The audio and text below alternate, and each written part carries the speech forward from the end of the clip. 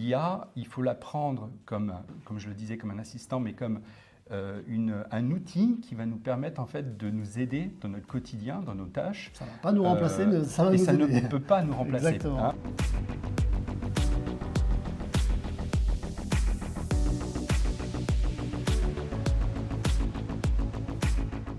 Bonjour à tous, j'ai grand plaisir à vous retrouver pour cette nouvelle séquence de Thé, Café ou SCPI. Et j'ai grand plaisir à accueillir. On se voit fréquemment parce qu'on est matinaux tous les deux. Ah, exactement. Donc on partage souvent le café ensemble. Donc t'es café toi. Plutôt café. Plutôt café et pas mal dans la journée. Et pas mal dans la journée. Voilà, donc c'est un carburant important. Donc Christophe chez nous est le directeur de la technologie.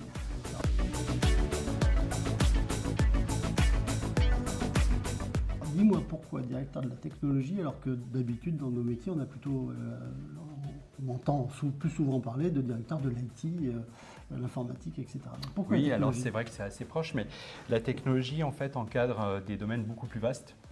Souvent on a l'habitude de voir les IT qui vont s'occuper de toute la partie infrastructure, les PC, les serveurs, le réseau. Tandis que nous, on marche encore au boulier, c'est ça? Non, au contraire. Au contraire, en fait, on a élargi le cadre plus aussi à la gestion de la donnée, puisqu'on traite énormément de données qui est importante, qui doit être sécurisée. Données clients ou données sur les flux financiers, etc. Un peu de tout, des données clientes, des données pour les flux financiers, effectivement, des données qui concernent l'immobilier, de santé. C'est des données qui sont stratégiques, qui doivent être extrêmement sécurisées. Et c'est pour ça que on a défini ce poste de directeur de la technologie pour élargir le spectre et avoir aussi une vision data et afin d'améliorer la gestion au quotidien, que ce soit pour nos équipes, mais surtout pour nos investisseurs et nos partenaires qui distribuent nos produits.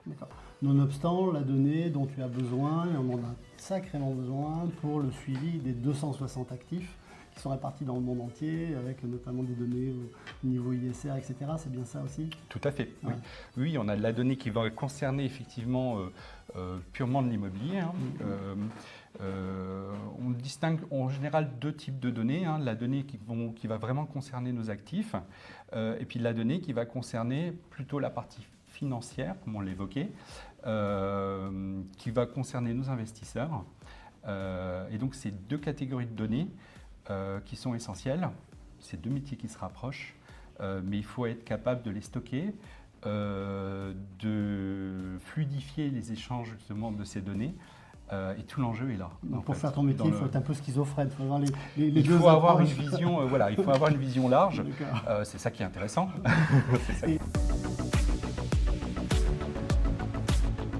D'une vision aussi d'avance en quelque sorte. Donc évidemment, on pense à l'IA. Donc bien sûr. L'IA, qu'est-ce que ça va changer dans notre métier? Alors l'IA, ça va être une vraie révolution qui a déjà commencé par ailleurs. Ça va apporter de la productivité pour les collaborateurs déjà en interne chez L'Oréal. Ça va apporter des services supplémentaires auprès de nos investisseurs et de nos partenaires. L'IA, il faut l'avoir pas avec crainte, mais il faut s'imaginer que aujourd'hui, vous allez pouvoir avoir tous des IA qui vont être des assistants personnels. D'accord. Donc, on est plutôt, nous, chez L'Oréal, dans une approche de mise en place et d'accompagnement de nos collaborateurs à l'usage des IA. Puisqu'en fait, comme on l'évoquait tout à l'heure, on a énormément de données stratégiques et il faut la traiter, il faut être capable de sortir des KPI, il faut être capable d'améliorer nos performances et donc on met en place en ce moment des projets d'IA en interne déjà, pour commencer. Donc on est déjà en plein dedans. On est déjà en plein dedans. Voilà, on n'a pas attendu, future, on a quand même une vision très innovante Ouais, chez nous. Ça fait partie un peu aussi de ce que je considère notre ADN. Donc on n'a pas attendu, on s'est lancé depuis très longtemps sur le sujet, mais avec prudence, parce que nos métiers nous imposent, déjà d'un point de vue de la réglementation, de répondre à la réglementation actuelle. On entend beaucoup de choses on en sur parlait de l'IA. DORA, par exemple DORA ou le côté RGPD. C'est quand même une donnée essentielle. Donc c'est pour ça qu'on y va avec prudence. On avance beaucoup, mais avec prudence. D'accord.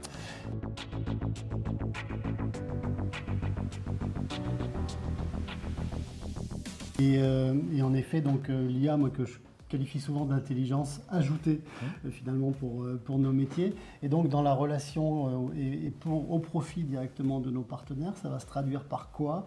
Quels sont déjà les usages que tu vois intéressants pour, si je retiens ce que tu as dit, pour sublimer notre métier finalement, nous faciliter la tâche, mais sublimer aussi le côté valeur ajoutée? Ah mais tout à fait, parce que, et j'aime bien ta définition, puisque l'IA, il faut la prendre comme je le disais, comme un assistant, mais comme un outil qui va nous permettre en fait de nous aider dans notre quotidien, dans nos tâches. Ça ne va pas nous remplacer, mais ça va nous aider. Et ça ne peut pas nous remplacer, puisque exactement.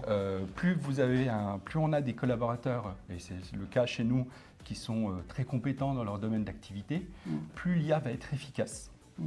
Et donc aujourd'hui l'IA, on envisage des projets qu'on est en train de développer, comme je disais en interne, d'amélioration pour répondre éventuellement aux questions que pourraient nous poser nos réseaux de distribution, pour avoir de la donnée de manière très rapide et fiable. Et donc, les premiers projets que nous, on commence à lancer autour de ces domaines, c'est autour justement d'outils qui vont permettre de répondre presque quasiment instantanément à nos investisseurs ou à nos réseaux de partenaires. D'accord, donc encore une fois, ça ne va pas remplacer l'intelligence humaine, mais ça va effectivement faciliter la tâche. Parce que ça des outils de facilitation pour répondre à des questions, pour traiter de la donnée. Pour se plugger finalement aussi avec des tas de gens. Et puis exactement, pour se plugger, alors on parlait d'API, mais je vais évoquer des sujets qu'on a réalisés cette année. Pour développer des API, par expérience, on mettait en général un mois. C'était à peu près le temps de développement qu'il fallait compter pour une API spécifique avec la connexion d'un partenaire. Aujourd'hui, on est capable de descendre à 2-3 jours la création d'une API grâce effectivement à ces outils. Alors, les outils, ils ne font pas tout à notre place. En revanche, on leur donne des instructions, on les encadre. Et en fait, on se rend compte qu'on va beaucoup plus vite en termes de productivité. Donc c'est un exemple parmi tant d'autres. Tu as des outils d'IA qu'on commence à regarder de près pour améliorer l'étude des marchés ou de l'immobilier en Europe, dans le monde. Donc ces outils-là sont des outils qui vont permettre de faire de l'analyse de données en masse plus rapidement que ce qu'on avait l'habitude de faire de manière manuelle. Y compris, je crois, il y a des projets sur tout ce qui est accompagnement en matière de formation, mais complètement personnalisé. Donc c'est aussi l'ultra-personnalisation de tout ce qu'on pourra proposer comme service à nos partenaires. Tout à fait. Qui va aller vachement plus vite et vachement plus loin, quoi. Comment si on dit on va plus loin, c'est quoi le coup d'après l'IA? Ah, le coup d'après l'IA, je ne sais pas si je peux le dire. Allez, personne ne nous écoute. Le coup d'après l'IA, c'est la connexion, le fait d'être capable de se connecter avec les systèmes de tiers, de nos partenaires, de manière fluide, et d'être en capacité soit de mettre des alertes, soit de donner des conseils dans les différents usages qu'on pourrait avoir avec nos échanges. D'accord. Donc là, c'est le web 4.0, 5.0. C'est le web, allez, on va être fou, on va dire 5.0. 5.0. Les outils de demain, c'est des outils proactifs à la demande des utilisateurs pour aller éventuellement leur préconiser des tâches à accomplir ou des projets ou des choses plus en rapport aussi avec le conseil, voilà. la proximité qu'ils peuvent avoir avec les clients. C'est là où je clients. disais, parce qu'en question d'éthique et de question de réglementation, il faut faire très attention au fait de ces points-là, parce que finalement, nous, on propose des produits à nos investisseurs, mais on n'a pas vocation à les conseiller sur leur patrimoine financier. On ne va pas se transformer en robot advisor. C'est ça en fait. Ça, c'est une chose en revanche, importante. par contre, on peut leur répondre de manière pertinente sur ce que font nos produits, l'avantage que ça pourrait leur apporter. Et ça, en revanche, ça va être très intéressant pour tous nos investisseurs ou nos partenaires. Voilà, bientôt, on aura une lecture interactive, personnalisée du bulletin trimestriel, dont je rappelle qu'il est sorti tout récemment. Et comme tu parlais de l'extranet, je vous invite à aller visiter sur notre extranet qui évolue en permanence. Et là, il a évolué tout récemment avec une très belle fonctionnalité qui est la e-souscription.